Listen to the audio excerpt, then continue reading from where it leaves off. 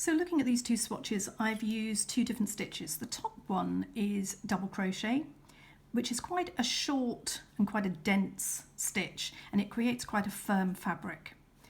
The lower little swatch is using treble crochet, and you can see straight away this is much more open and creates a softer fabric, and these stitches, each one is much taller. So let me show you how to do that.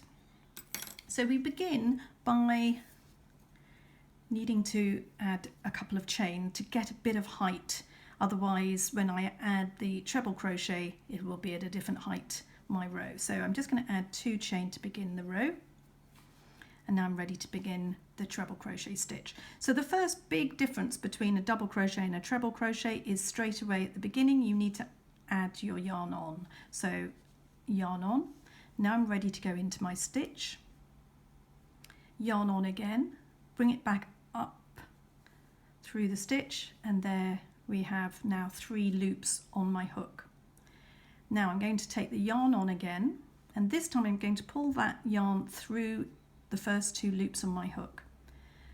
With a bit of practice you'll do that in one go, but at this stage you can do one at a time, and you will then end up with 2 loops on your hook. So again, yarn on, and for the final step we now need to pull that through those 2 loops, and you'll be left with 1 loop on your hook, and that the treble crochet stitch is then completed. So let's do that a couple of times. So the first step is yarn on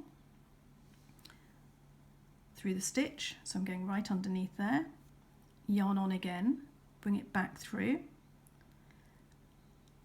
and pull it up. So I'm just evening it off there so I can really clearly see those 3 loops. So you might need to just pull your hook up a little bit so that it's not too curled over. So I've got my 3 loops there.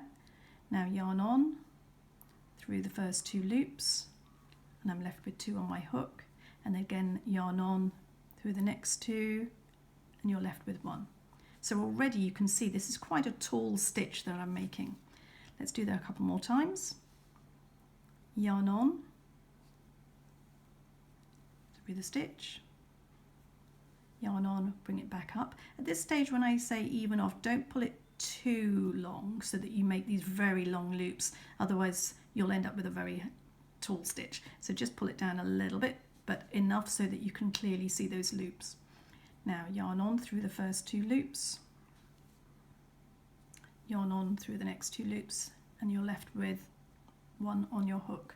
So you can see this is a very nice quick stitch to make for your fabric, because it makes things much looser, much softer, and is a very pretty stitch to use. It's the key stitch which is used throughout the granny square pattern and is a really important stitch to be able to use.